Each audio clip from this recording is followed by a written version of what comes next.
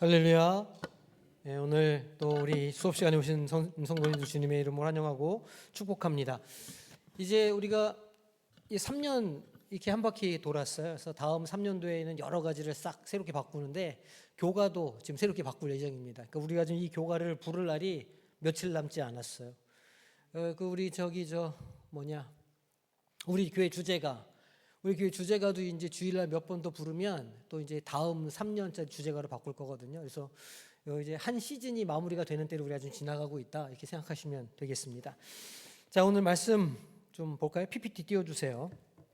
오늘은 9번째 시간 영적 전쟁의 실체에 대해서 우리가 나누려고 해요. 여자 이야기와 용 이야기가 등장하는 본문입니다.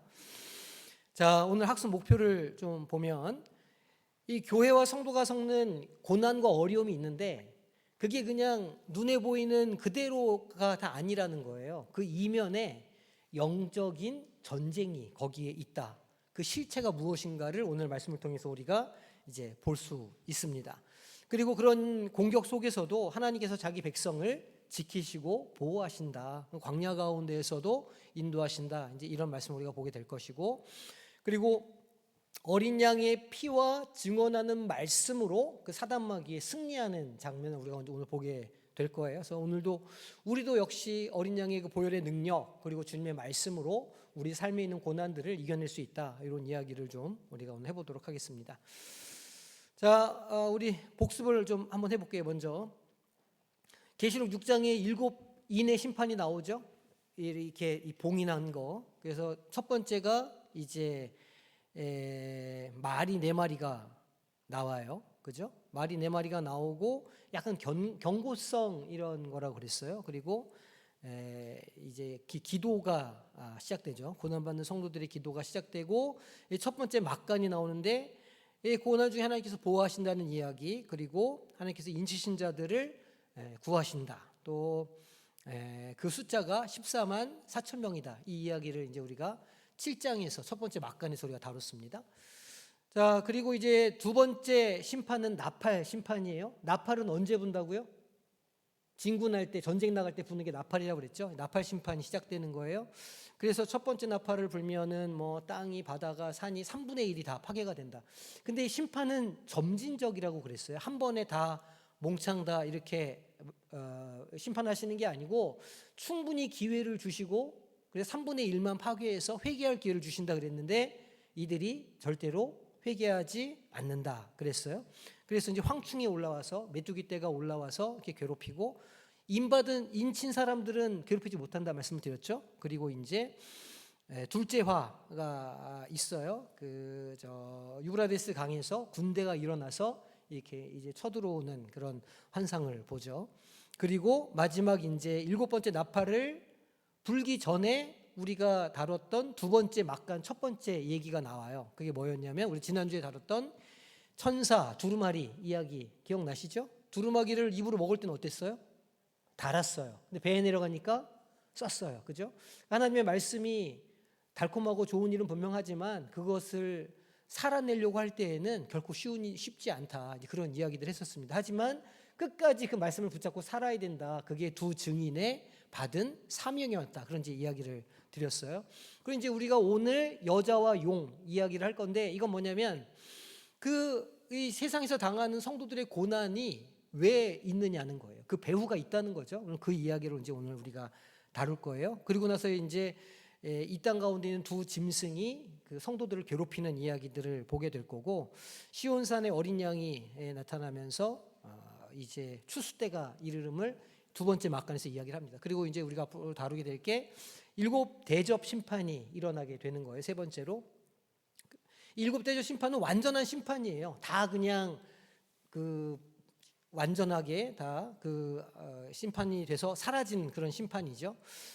그렇게 하고 마지막 세 번째 막간이 되면 이제 이 적그리스도, 큰 음녀 바벨론, 이런 것들이 심판받고 다시 무저갱으로 내려가는 그런 이야기를 우리가 세 번째 막간에서 만나게 되고, 마지막으로 이제 결론부가 나옵니다. 어린 양의 혼인잔치가 나오고 주님이 재림하시고 천년왕국이 이루어지고 백보자 심판이 일어나고 하늘의 영광을 받게 되는 이제 그런 장면들을 우리가 보게 될 거예요. 자, 전체적으로 이렇게 내용을 다 기억하시죠? 요거를 붙잡고 이렇게 따라가시면 됩니다. 자, 암송하겠습니다. 일곱째 천사가, 자, 시작.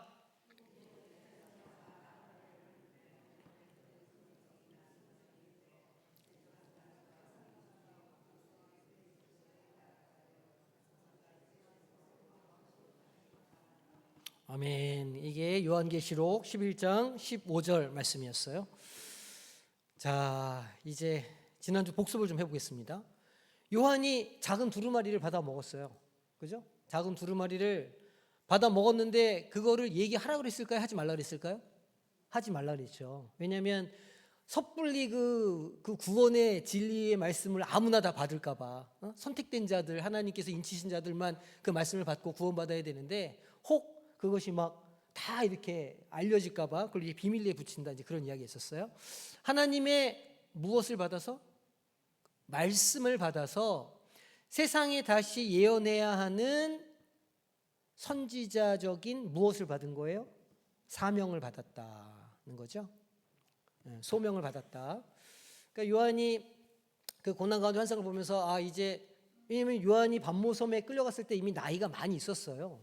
그러니까 이제 얼핏 자기는 여기서 내 생이 이제 끝나나 이제 이런 생각을 했을 건데, 하나님 근데 그 환상을 통해서 요한의 입에 두루마기를 이렇게 천사를 통해서 넣어주시면서 사명을 계속 주시는 거예요. 인생이 아직 끝나지 않았다. 계속 네가 할 일이 있다. 이 생명의 말씀을 붙잡고 그 사명을 감당해야 된다. 이렇게 소명을 주고 있다는 거죠. 이것은 말씀 사역의 기쁨과 그로 인한 고난을 함께 감수해야 한다는 것을 상징해요. 우리 이제 지난주에 나눴던 말씀이죠. 자, 두 번째 질문입니다. 두 증인이 등장했어요. 무엇을 상징하고 그들이 감당해야 하는 사역은, 사명은 무엇이었을까 하는 거였죠. 자, 두 증인은 이 땅에서 그리스도를 증언하는 교회를 상징한다 얘기했죠. 왜 둘이라고요? 율법에 증인은 두세 사람이 항상 있었어야 되기 때문에 특별히 두 증인이라 이렇게 기록했다 말씀을 드렸습니다. 자, 그 교회의 사역은 뭐냐면 그 마지막 때의 회개를 촉구하는 거예요. 회개해야 된다. 심판이 이른다. 이걸 말하는 것이고, 결국 그들은 세상에서 고난을 받고 어떻게 된다 그랬어요? 죽임을 당하게 될 것이지만, 하지만 결국은 예수님처럼 어떻게 해요? 부활해서 승리하게 될 것이다 라고 하는 특징을 가지고 있다고 말씀드렸죠. 그러니까 이제 초대교회 성도들이 이렇게 볼 때에는 우리도 결국은 죽임을 당하겠구나. 하지만 주님께서 부활하신 것처럼 우리도 부활할 거야 라고 하는 소망을 주는 말씀이기도 하고, 또 영적으로 보면 매일매일 우리를 십자가에 못 박혀 옛사람을 죽이고 우리 안에 사신 예수 그리스도로 사는 것을 상징한다, 이렇게 말씀을 드렸습니다. 자, 그럼 이제 오늘 본문으로 한번 우리가 들어가 보죠. 자, 보이지 않는 전쟁의 서막이에요. 이제 우리가 맨날 흔히들 이런 얘기를 해요. 영적 전쟁이다. 이미 끝난 전쟁을 우리가 지금 감당하고 있는 거다. 이 땅 가운데에서 우리가 경험하는 영적 전쟁은 이미 주님께서 승리하신 전쟁의 잔당들이고, 당연히 우리가 승리하는 것이기 때문에 두렵지 않고 두려움을 갖지 말고 우리가 싸워야 된다. 이런 이야기도 우리가 늘상 듣는데, 그 논리가 어디서 나온 것이냐? 오늘 말씀에서 나오는 거예요. 자, 12장은 요한계시록의 전환점인데, 지금까지 무엇을 묘사하고 있었냐면 지상에 있는 박해, 고난들이 계속 이렇게 있었어요. 대접을 통해서 고난들이 일어나고 박해가 일어났는데, 그 배후에 있는, 그러니까 그 고난 뒤에 있는 영적인 실체가 무엇인가를 오늘 말씀이 보여주고 있다는 거예요. 그러니까 눈에 보이는 게 다가 아니라는 거죠. 예를 들면 갑자기 건강이 막 안 좋아졌어요. 우리가 막 아파요. 근데 그게 단지 건강이 안 좋아져서 아픈 것 그 이상의 의미가 있다는 거예요. 거기에는 어떤 하나님의 섭리, 또 영적 전쟁, 여러 가지 의미가 우리에게 있는 고난 가운데 있다는 거죠. 그래서 그거를 볼 줄 알아야 된다는 거예요. 그걸 설명해 주려고 하는 거죠. 자, 요한이 하늘에서 이제 두 가지 큰 이적을 봐요. 첫 번째가 뭐였냐면 여인을 봐요. 여자를 봐요. 근데 여자가 해를 입고 아이를 뵌 여자예요. 임신을 했어요. 근데 이게 뭘 상징하냐면 그 백성 전체, 즉 메시아를 낳은 구약의 이스라엘과 그 이후에 신약의 교회를 다 상징하는 거예요. 좀 자세하게 살펴볼게요. 여자가 나오는데 여자가 뭘 상징하느냐? 아이를 뵌 여자는 이스라엘과 신약교회 모두를 상징한다. 좀 자세히 살펴볼게요. 자, 11장과 12장에 이제 내용이 이어지는데 11장 끝절에 뭐라고 나와 있을까요? 11장 끝절 보시면 이에 하늘에 있는 하나님의 성전이 열리니 성전 안에 하나님의 언약궤가 보이며 또 번개와 음성들과 우레와 지진과 큰 우박이 있더라 이렇게 나와요. 그러니까 일곱째 나팔을 딱 부니까 하늘에서 천사들이 막 24장로 하나님을 찬양하는 장면이 막 나오거든요. 마지막 장면에. 그리고 나서 뭘 봤냐면 하늘문이 열리는데 거기 뭐가 있냐면 언약궤가 보이는 거예요. 언약궤 안에 뭐가 들어있죠? 하나님의 말씀, 율법이 들어있잖아요. 그러니까 지금 이 11장 끝자락에서 지금 사도 요한이 하나님의 말씀 언약궤를 봤는데 그것이 12장으로 이어지는 이유가 뭐냐 말씀을 드리면 11장 19절에 나온 언약궤는 하나님의 신실하심과 그분의 백성을 이끌어 가시는 하나님의 능력, 말씀을 상징한다고 그랬어요. 12장 1절은 그 하나님의 백성을 해를 입은 여자라는 상징으로 보여주는 거예요. 그러니까 그 하나님의 언약의 말씀이 지키고 보호해야 할 대상을 12장에 넘어와서 여인으로 상징적으로 표현하고 있다. 말씀이 지켜야 될 대상이 누구냐? 여인이라는 거예요. 그러니까 11장에서 하나님의 나라가 승리했다라고 찬양하면 12장은 그 승리가 어떤 영적 전쟁을 통해서 이루어지게 되는지를 설명해 주는 내용이라는 거예요. 그러니까 11장에 지금 하늘의 영광을 보면서 결국은 하나님이 승리하신다 찬양했는데 그럼 어떻게 승리하는가를 12장에서 설명해 주고 있다. 그런 의미고 12장은 크게 세 부분으로 나눌 수 있어요. 6절까지 여자와 용 그리고 아이가 태어납니다. 그리고 두 번째는 뭐냐면 하늘에서 전쟁이 벌어져요. 하늘에서 공중에서 전쟁이 벌어져요. 누가 이길까요? 하나님의 천사장 미가엘이 이겨요. 그래서 그 잔당들이 다 어디로 쫓겨날까요? 땅으로 쫓겨나요. 그걸 용이라고 표현해요. 용이 땅에서 사람들을 박해하는 거예요. 그러니까 이제 로마 시대에 막 핍박을 받고 막 어려움을 당하고 있는데 이 사람들은 그냥 황제가 우리를 괴롭히나 보다 이렇게 생각했을 건데 요한은 지금 뭐라고 말하는 거냐면 영적인 전쟁에서 패배한 사단 무리가 이 땅에 내려와서 그 부하들을 시켜가지고 지금 하나님의 자녀들을 괴롭히는 거다라고 설명하는 거예요. 그러니까 그때 고난받는 사람들은 무슨 생각을 했겠어요? 아, 이게 단지 로마 제국의 일이 아니구나. 이건 지금 하나님께서 벌이신 전쟁이고 이 전쟁은 반드시 승리하는 전쟁이구나라는 걸 이해하고 자신들의 고난을 견디게 되었다. 그런 의미예요. 자, 다음 해를 입은 여자가 나와요. 그죠? 오늘 그 주인공 해를 입은 여자가 나오는데 이것은 무엇이냐면 해를 옷 입고 달을 발 아래 두고 12별의 관을 썼어요. 그죠? 성경을 읽어보니까 해를 입고 달을 발 아래 두고 12별의 관을 썼어요. 그러니까 지금 이 하나님이 계시는 천국, 예전에 제가 그 고대인의 세계관 보여드렸죠. 이렇게 천장이 이렇게 있고 천장에 해달 별들이 다 박혀 있는 그런 거예요. 그런데 지금 여인이 그 천장에 있다는 거예요. 하늘에 속해 있는 존재라는 거예요. 12별의 관을 썼어요.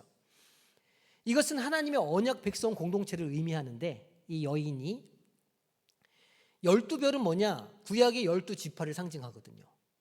요셉이 꿈꾸죠? 12별, 12집단이 나오잖아요. 거기 집이 나와가지고 인사하는 장면이 나와요. 그래서 정통적으로 12별이라 그러면 그게 12지파를 성경적으로 우리가 해석을 하거든요. 해와 달이 있어요. 이것은 하나님의 영광과 은혜를 입은 모습을 표현하는 거예요. 그러니까 이 땅 가운데 하나님의 백성들은 하나님의 영광 가운데 있는 존재구나 본래. 이거를 지금 설명해 주고 있는 거예요. 근데 뭘 하고 있냐면 아이를 배웠어요.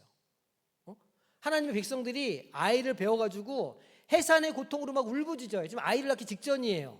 이건 무엇이냐면 메시아를 기다리면서 겪는 구약 백성의 고난과 기도를 상징한다는 거예요.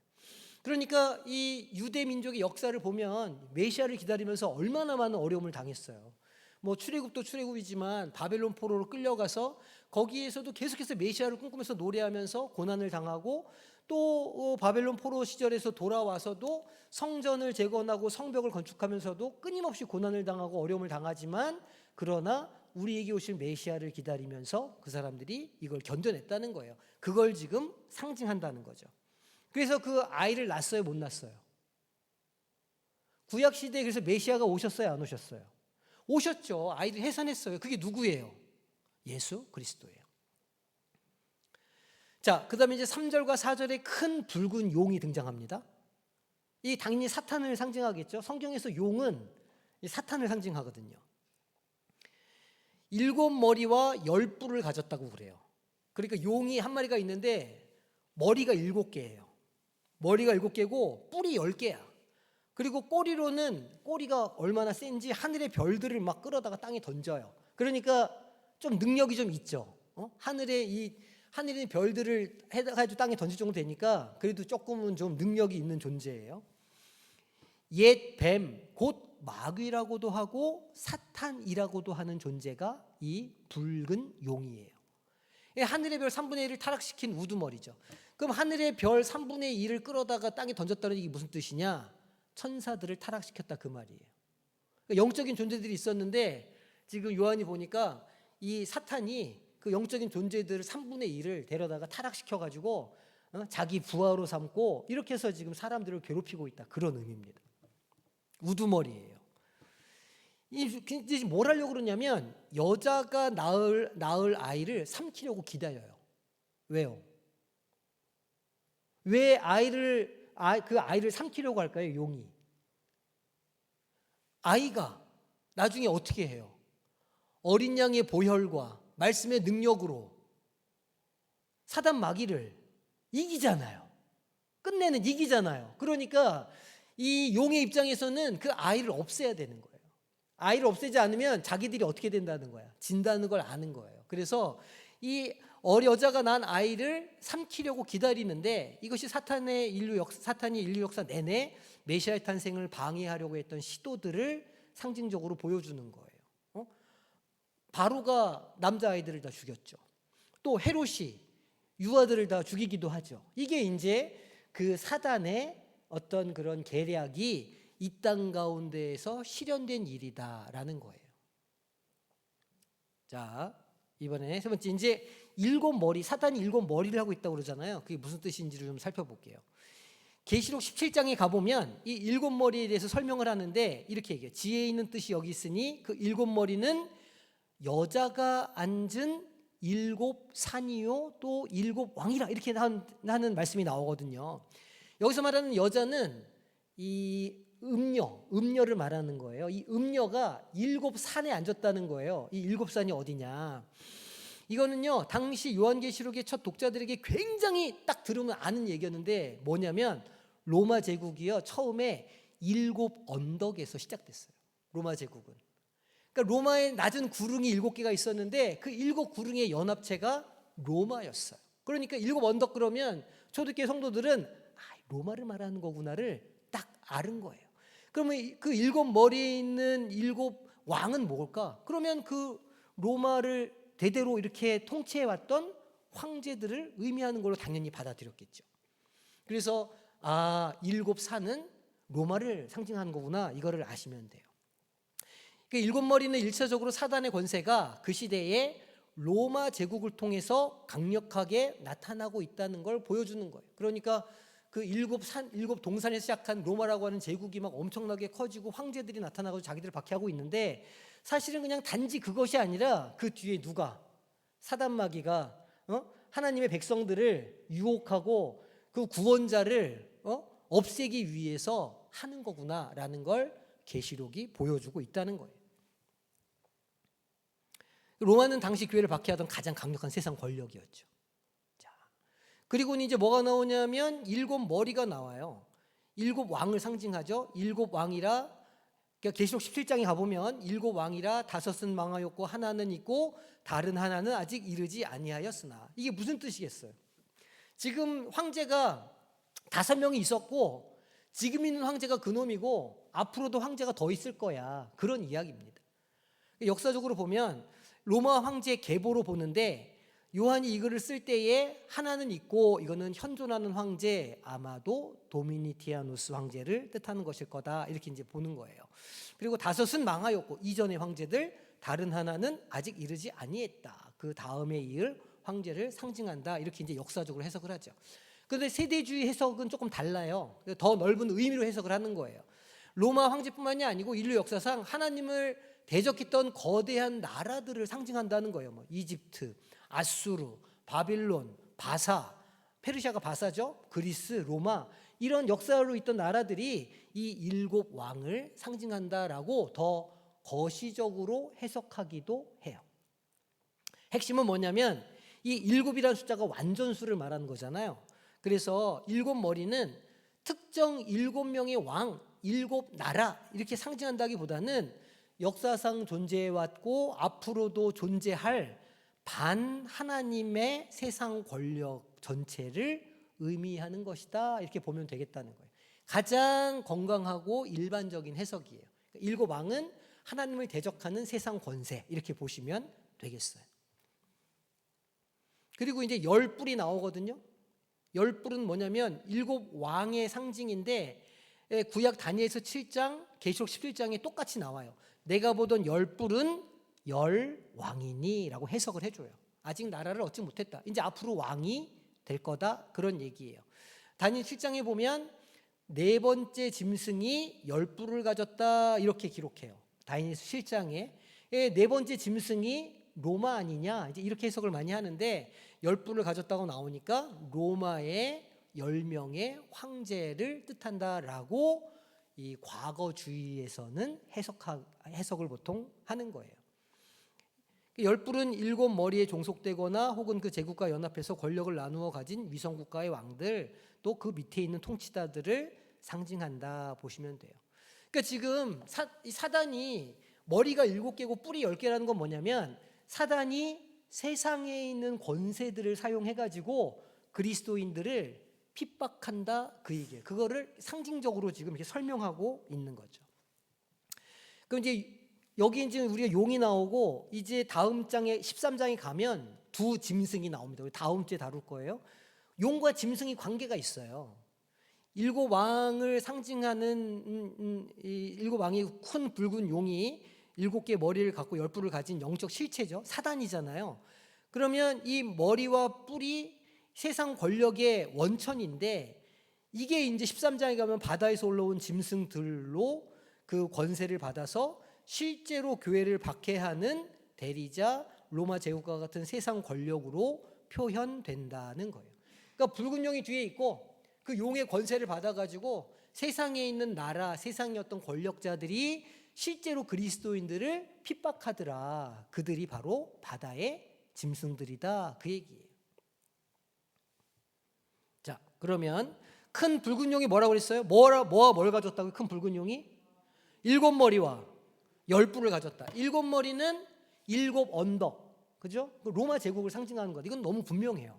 그리고 10뿔을 가졌다는 건 10명의 황제 내지는 권력자, 이런 걸 뜻한다 말씀드렸어요.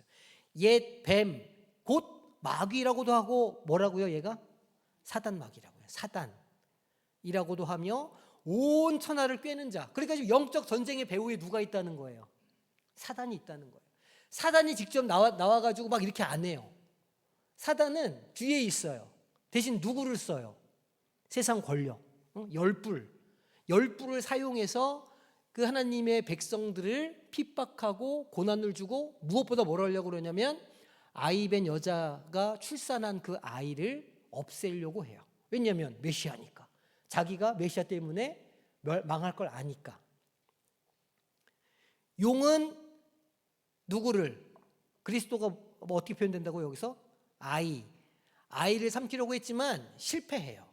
그러니까 아이가 어디로 올라갈까요? 하나님의 보좌 앞으로 올라가요. 용이 어떻게 이 아이를 없애려고 시도했죠? 아이를 없앴어요? 못 없앴어요? 한 번은 없앴죠. 십자가에 달아서 죽였잖아요. 십자가에서 달아서 죽였는데 부활할 줄은 몰랐지. 십자가에서 죽였어요. 그래서 이 사단이 아싸, 우리가 이겼다 한 거예요. 그런데 그 사망 권세를 이기시고 다시 살아나셔서 하나님 보좌 우편으로 승천하셨잖아요. 아이가 하나님 보좌 앞으로 올라가요. 그리스도의 승천을 상징하는 거예요. 그러니까 이게 영적인 관점에서도 보면 지금 뒤에서 어마어마한 일이 벌어지고 있는 거예요.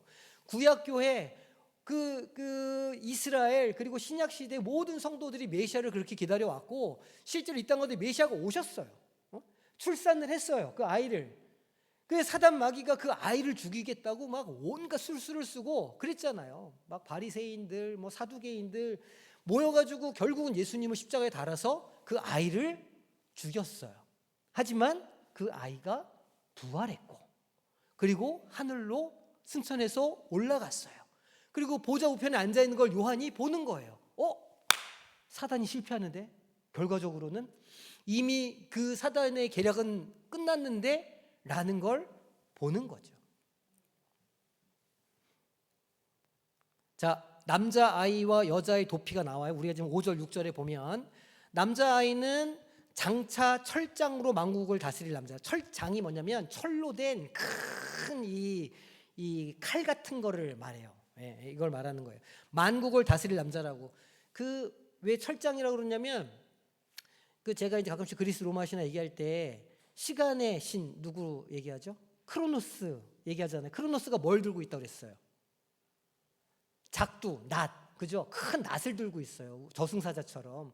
그게 뭐냐면, 그리고 크로노스를 이길 신들은 아무도 없는데, 왜냐면 죽음을 피할 자는 아무도 없기 때문에, 시간이 지나가면 누구나 다 죽기 때문에 크로노스가 죽음의 사자다, 저승사자다 이렇게 말씀드렸잖아요. 그가 들고 있는 게 말하자면 철장 같은 거예요. 예수님이 그걸 들고 있다는 거예요. 누구도 죽음을 피할 수 없고, 그러나 하나님의 인침받은 자들만 부활한다. 이걸 상징하는 게 철장이에요. 그걸로 만국을 다스린다 말씀하셔요. 명백하게 예수 그리스도를 상징하죠. 여자가 아이를 낳으니까 그 아이가 하나님 앞과 보좌 앞으로 올라갔어요. 사단이 실패했어요. 아주 중요하죠. 예수님의 탄생과 예수님의 사역, 죽음, 부활을 한 문장으로 압축하고 있기 때문이에요. 이게 12장의 분기점입니다. 그랬기 때문에 영적 전쟁에서 우리가 승리하는 거예요. 예수님께서 부활하시고 사단 권세를 이기셨기 때문에 그 후예인 우리들도 주님의 보혈의 능력을 덧입으면 사단 권세를 이길 수 있어요. 이미 이겼어요. 믿고 그 말씀을 붙잡고 능력을 의지하는 사람들은 다 이길 수밖에 없는 전쟁이라는 거예요. 여자는 도망가거든요. 여자는 광야로 도망가서, 여자가 아까 뭐라고 그랬어요? 교회, 성도들이라고 그랬잖아요. 여자는 메시아를 기다려오고 메시아를 사모했던 교회가 이 여자인데, 여자가 광야로 도망갔다고 그래요. 광야는 어떤 곳이에요? 고난이 있는 곳이잖아요. 슬프고 어려운 곳이잖아요. 그러니까 광야가 어디예요 지금? 그들이 살고 있던 그 시대, 그들의 삶의 현장, 거기가 광야예요. 며칠 동안? 1260일 동안. 1260일 달수로 하면 42달, 해수로 하면 3년 반, 한 해, 두 해, 반해 이렇게 말하는 거예요. 다 같은 기간을 말하는 것이고, 이거는 고난이 조금 길어 보이지만 반드시 끝난다는 걸 상징하는 숫자예요. 1260일은. 그러니까 그동안 광야에서 양육을 받는다는 거예요. 광야에서 고난을 받는다가 아니고 광야에서 하나님의 양육을 받는다는 거예요. 이게 무슨 뜻일까요? 광야에서 우리가 어떻게 된다는 거예요? 훈련받고 영적으로 예민해지고 하나님의 말씀에 순종하게 되고, 그렇게 해서 우리가 광야에서 정금과 같이 그렇게 나오게 된다, 그런 의미예요. 여자는 이제 아이를 승천시킨 후에 백성, 즉 신약의 교회를 상징하게 되는 거예요. 그렇죠. 예수님 승천하시고 남아있는 교회들이 어땠어요? 얼마나 고생스러워요. 우리가 그 며칠 전까지 디모데후서 우리가 새벽 예배 때 봤잖아요. 디모데후서 4장 보면 거기서 바울이 디모데에게 편지를 쓰면서 뭐라 그러냐면, 마지막 편지예요. 이제 편지 끝자락에서 뭐라 그러냐면, 야, 날이 추워지는데 나 외투 좀 갖다 줘라, 이렇게 얘기해요. 날이 추워지는데 말년이 다 돼가지고 죽을 날을 앞둔 이 대사도 바울이 입을 옷이 없는 거예요. 겨울에. 그러니까 이제 편지에, 야, 그 내 집에 망토가 있었는데 그거 좀 가져다 줘. 그리고 거기 두루마리가 좀 있으니까 그 두루마리도 좀 가져다 주라, 부탁을 해요. 그래서 또 뭐라 그러냐면, 더마도 떠나가고 후메네오도 떠나가고 다 떠나갔다, 이렇게 얘기하거든요. 평생을 하나님의 말씀에 사로잡혀서 살았던 사람인데 얼마나 능력을 행했으며 얼마나 복음을 증거했습니까? 근데 말년에 초라해요, 안 초라해요? 너무 초라해요. 겨울 다 와가는데 입을 옷 한 벌이 없는 거예요, 바울이. 광야죠. 광야예요. 그렇게 바울 갔고 베드로도 그때쯤에 갔고, 예? 요한이 자기가 살아있는 동안에 야고보도 가고 12제자 다 갔잖아요. 다 갔어요. 뭐 안디바도 죽고, 정말 그 시대에 있었던 모든 사람들이 핍박 가운데 다 그렇게 죽어서 쓰러지는 그런 순간이에요. 그런 때예요. 정말 광야 한 복판을 살아가고 있었던 사람들인 거예요. 그런데 그들이 1260일 동안 그곳에서 양육을 받더라. 하나님의 도우심으로 끝까지 무엇을 지켰을까요? 재산을 지켰을까요? 그들이 끝까지 그 광야 속에서 자기들의 명예를 지켰을까요? 재산을 지켰을까요? 아니에요. 신앙을 지켰어요. 믿음을 지켰어요. 교회 시대는 사단의 박해가 있어요. 하지만 동시에 하나님의 보호와 양육이 있다는 거예요. 11장의 두 증인이 예언한 기간이랑 딱 맞아 떨어지죠. 2년 반, 42달, 1260일. 이게 광야의 시간이구나. 길어 보이지만 광야의 시간은 우리가 훈련받는 시간이고 반드시 끝난다. 반드시 끝나면 하나님께서 우리를 높이 들어 세워주신다. 이거를 믿으라는 거예요. 우리도 그걸 받아야 되겠죠. 그랬더니 이후에 이제 올라갔어요, 아이가. 그러니까 이제 사단마귀가 땅에서의 작전이 실패했잖아요. 이젠 뭐가 남았느냐? 이젠 붙는 거예요, 하나님과. 사단마귀랑 하나님이랑 이제 공중에서 붙어요. 영적 전쟁이 한테서 벌어지는 거예요. 미가엘이 누구죠? 하나님의 천사장, 이 군대 장관이에요. 이 찬양대장이 아니지, 이 천사장이고 군대 대장이 미카엘이거든요. 미카엘이 용의 세력 사이에서 막 뭐가 벌어지냐면 이제 전쟁이 벌어져요. 우리 눈으로는 안 보이죠. 영적 전쟁이니까 눈에는 안 보여요. 영적인 세계에서 벌어진 일이에요. 그러니까 용이 결국은 어떻게 됐다는 거예요?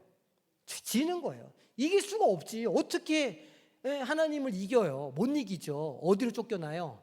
땅으로 떨어졌어요, 사단마귀가. 그러니까 사단마귀는 처음엔 땅이 없었어요. 공중에서 간을 보면서 자기의 수하들을 이렇게 해가지고 땅에서 이제 핍박을 하고 이렇게 예수를 잡아주길 생각을 했던 거예요. 그게 이제 막 이렇게 했는데 땅에서 실패하니까 이제 자기가 직접 나설 수밖에 없었던 거죠. 그 미가엘이랑 붙었는데 이제 패배를 하고 땅으로 쫓겨난 거예요. 그러니까 이 영적 전쟁은 끝났다 안 끝났다? 이미 끝났죠. 이미 하나님의 승리로 끝난 전쟁이에요. 근데 지금 잔당들이 어떻게 돼 있어요? 장단들이 땅으로 내려온 거예요. 땅으로 내려와 가지고 하나님의 백성들을 계속 괴롭혀요. 그런 이야기죠. 그런데 이 영적 전쟁을 어떻게 이겼느냐? 미가엘이 어린 양의 피와. 그러니까 예수님이 십자가에 대해서 죽지 않으셨으면 이길 수가 없는 전쟁이었다는 거예요. 그리고 자기들이 증언하는 말씀으로 이겼다. 영적 전쟁에서 승리하는 방법은 두 가지입니다. 하나는 보혈의 능력, 또 하나는 하나님의 말씀. 그러니까 우리 삶에 전쟁이 있잖아요. 다들 자기만의 전쟁을 다 겪거든요. 자기만의 광야길을 다 걸어가요. 우리가 그 길에서 어떻게 이길 수 있느냐? 어린 양의 보혈을 덧입고 하나님의 말씀으로 사는 거예요. 쉽다, 어렵다? 어렵죠. 왜냐하면 그렇게 살려고 하니까 자꾸 사단마귀가 와가지고 잔당들이 와가지고 우리를 괴롭혀요. 광야로 몰아넣어요. 1280일 동안 우리를 계속 힘들게 하는 거예요. 하지만 보혈의 능력, 하나님의 말씀을 가진 자들은 하나님의 인쳐 주심으로 말미암아 광야에서 보호를 받는다. 그리고 반드시 승리한다. 땅으로 쫓겨난 용은 분노해가지고 화가 나겠죠. 화가 나가지고 여자를 박해해요. 그죠? 여자를 박해하죠. 근데 하나님 그 여자를 광야로 피신시키셔가지고 1260일 동안 보호하고 양육하시는 거예요. 여인이 낳은 아이는 하늘로 승천했고, 그죠? 이제 남아있는데, 그 여인은 남아있는데, 여인은 광야에서 고난을 당하지만 하나님의 보호하심으로 살아남는다. 자, 그러면 또 좀 설명을 좀 들어보면, 이제 하늘의 전쟁이 지금 우리가 지금 봤어요. 하늘에서의 전쟁을. 전쟁이 어떻게 일어났느냐? 미가엘과 그의 천사들이 용과 싸워요. 7절 8절을 보니까 용이 지죠. 패배해서 땅으로 쫓겨납니다. 그리고 나서 하늘에서 큰 음성이 들려가지고 하나님이 승리하셨다 선포를 하는 거예요. 이제 우리 하나님의 구원과 능력과 나라와 또 그의 그리스도의 권세가 나타났으니 우리 형제들을 참소하던 자가 쫓겨났고, 12장에 기록되어 있죠. 10절에. 이 무슨 의미냐? 예수님의 십자가의 죽음과 부활 그리고 승천이 사단 권세를 꺾어버린 결정적인 사건이 되었다는 거예요. 예수님의 그 부활의 사건이. 사단은 하늘에서 영원히 패배했어요. 그리고 땅으로 쫓겨났죠. 땅으로 쫓겨난 용이 그래서 이 땅에서 사람들을 박해를 해요. 용이 화가 났어요. 그래서 땅으로 쫓겨난 사단은 자기의 때가 얼마 남지 않은 줄을 알았어요. 자기의 때가 얼마나 남았을까요? 사단이 자기의 때가 얼마가 남았을까요? 1260일, 2년 반, 42달 남은 거예요. 그러니까 얼마 남지 않았기 때문에 막 분노해가지고 남은 여자를 이제 막 잡아 죽이려고 막 혈안이 돼 있는 거죠. 교회에 대한 박해가 시작된다는 거예요. 여자가 독수리의 날개를 받아서 광야로 피하게 되고, 용이 물을 토하면서 교회를 휩쓰려고 하지만 땅이 도와서 교회를 보호해요. 그러니까 용이 이제 막 물을 막 입으로 막 이렇게 홍수처럼 막 이렇게 하는데, 그 이제 세상의 어떤 권력, 어떤 이단, 뭐 여러 가지 핍박을 상징하는 거죠. 교회를 이렇게 광야에서 쓸려 내려가게 하려고 했는데 하나님이 그 땅 위에 든든히 서게 해주셨어요. 반석 위에 세워주셨다는 이야기예요. 교회를 도와주셨다.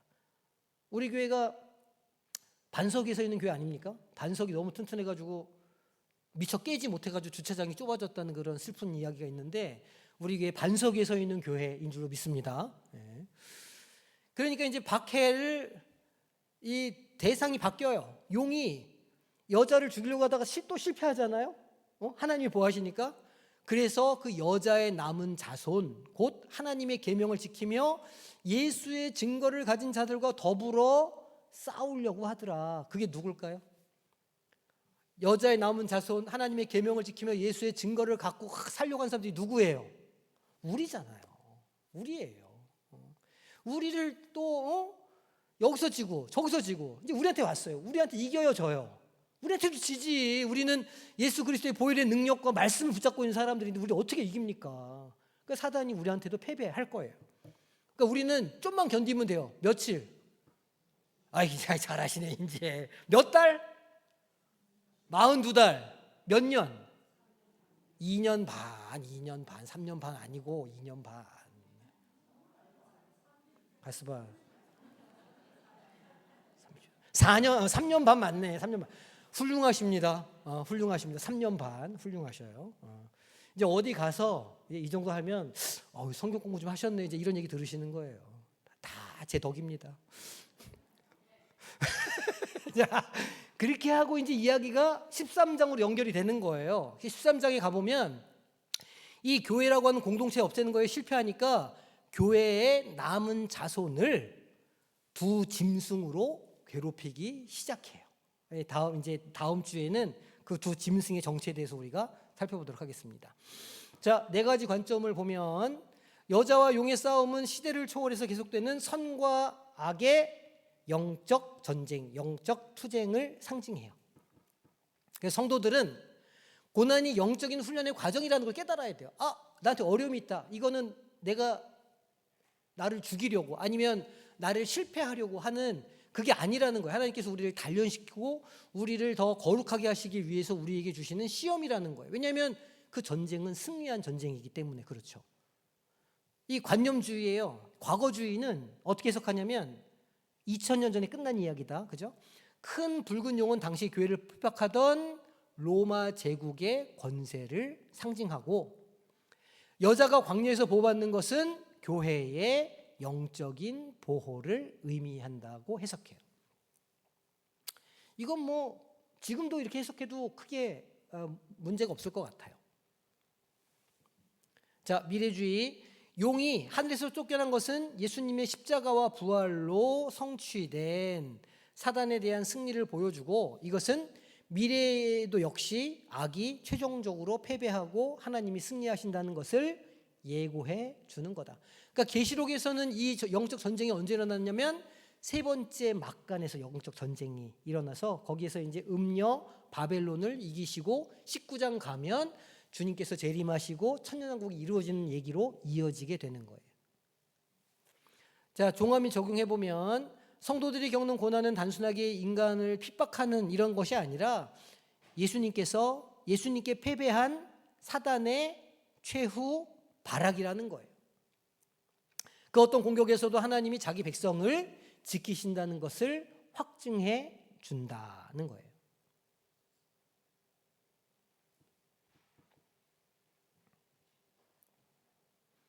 신천지는 뭐라고 그러냐면 해를 입은 여자와 아이를 누구라고 그럴까요? 자기라고 그러는 거예요. 용은 누구냐? 기존에 있는 교회들, 기성교회들이 용이다 이제 이렇게 표현하는 거죠. 그러니까 우리를 보고 사단막이라 이렇게 이제 얘기를 하는 거예요. 주야. 자, 첫 번째 질문. 네.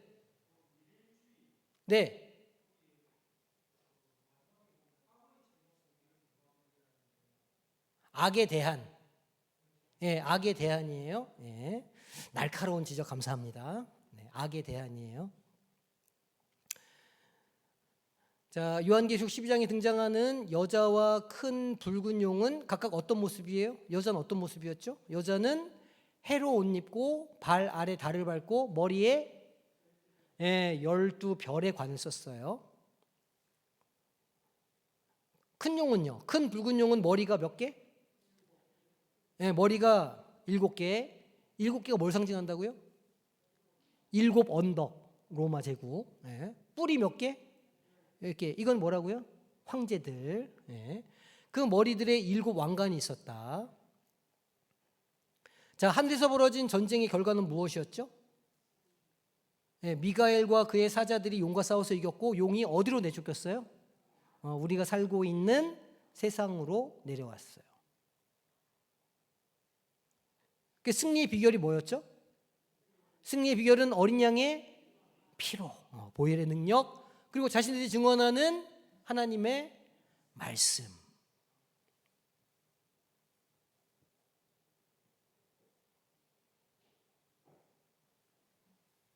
자, 세 번째 질문이요. 자, 이 12장은 교회가 겪는 박해의 근본 원인이 뭐라고 말하는 거예요? 황제들이 못 돼서예요? 아니죠. 교회의 박해가 단순히 인간적인 차원의 핍박이 아니라 하늘에서 패배하여 땅으로 쫓겨난 누가? 용이, 사탄이 그리스도께 속한 교회에 대하여 분노하여 벌이는 영적 전쟁이다는 거예요. 지금도 마찬가지겠죠? 지금도 마찬가지. 왜냐하면 주님께서 재림하시기 전까지는 이 땅 가운데서 우리는 계속 잔당들과 전쟁을 벌여야 되고 영적 전쟁을 벌여야 되거든요. 그러니까 지금도 마찬가지라는 거예요. 네 번째 질문. 교회가 광야에서 양육받는다라는 것은 오늘 우리가 겪는 고난의 시기를 어떤 눈으로 보게 할까요? 고난의 시간이 단지 고통스럽고 혹은 버려진 것 같은 시간이 아니라 하나님께서 우리를 더 깊이 만나주시고, 광야는 하나님 만나는 곳이잖아요. 전통적으로 만나주시고 영적으로 성장시키시는 특별한 훈련의 장소다는 거예요.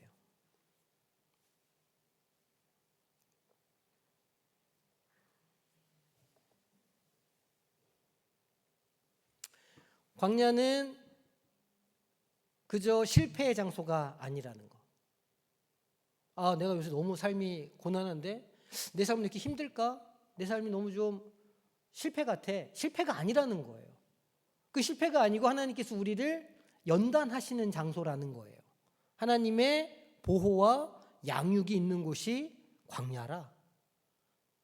그러니까 내 삶이 광야 같으면 뭘 해야 되냐면 내가 하나님 말씀으로 더 무장하고 이때가 내가 성장할 수 있는 기회구나 이렇게 생각하면 얼마나 좋겠어요. 그렇게 하라는 거예요. 자, 다섯 번째 질문.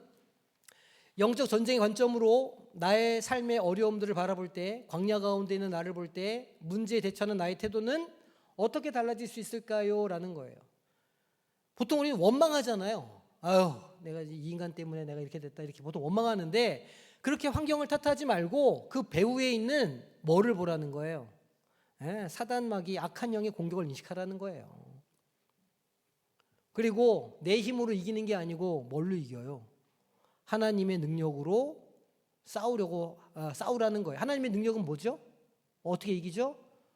어린 양의 피 그리고 하나님의 말씀. 그렇죠.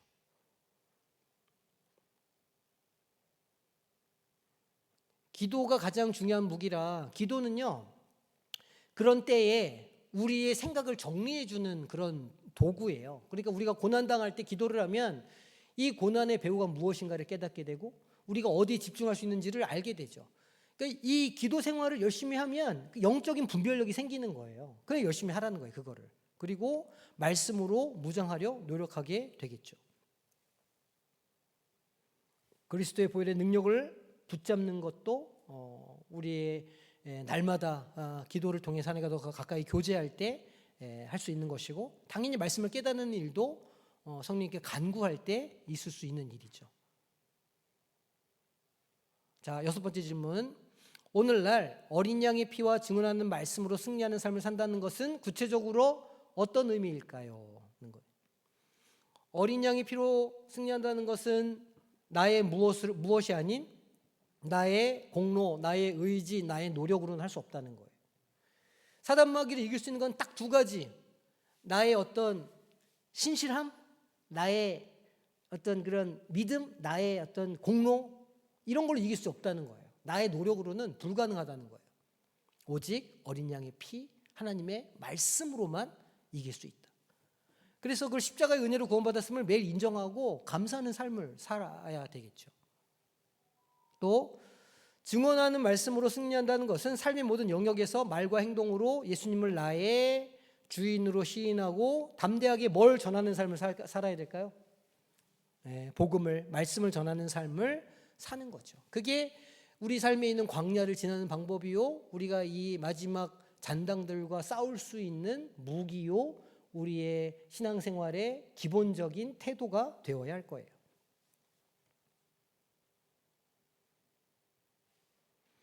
자, 요점 정리하겠습니다. 12장은 교회가 겪는 박해의 영적인 배경이 무엇인가를 나타내는데 그게 바로 사단과의 우주적인 전쟁이다. 이 땅의 전쟁이 아니고 전혀 다른 차원의 전쟁이라는 거죠. 이 박해가, 우리 안에 있는 고난이. 여자는 하나님의 백성을 상징하고 용은 사단을 상징하죠. 그러니까 11장에서 지금 환상을 보는데 하나님의 언약궤가 보이고 막 하나님이 승리하셨다 막 찬양하는 걸 보는 거예요. 그러니까 12장에 들어와서는 그게 이 땅 가운데서 어떻게 이루어지지? 설명하면서 먼저 나오는 이야기가 영적 전쟁이 이 땅 가운데 있다는 걸 좀 설명해 주고 있는 거죠. 성도의 승리는 자신의 힘과 능력이 아닌 오직 누구의 피? 어린 양의 피, 증언하는 말씀으로 가능하다. 이 정도 되면 완전히 외우실 것 같아요. 지금 몇 번을 반복하고 있는데. 사단이 교회를 어떻게 해요? 박해해요. 하지만 하나님의 고난의 시기 동안 우리의 백성을 반드시 보호하고 양육하시고 반드시 승리하는 때를 주신다. 고난의 기간이 1260일이다. 3년 반이다. 42달이다. 이렇게. 자, 암송 구절. 오늘은 12장 11절 말씀 한 목소리로 합독하겠습니다. 자, 시작.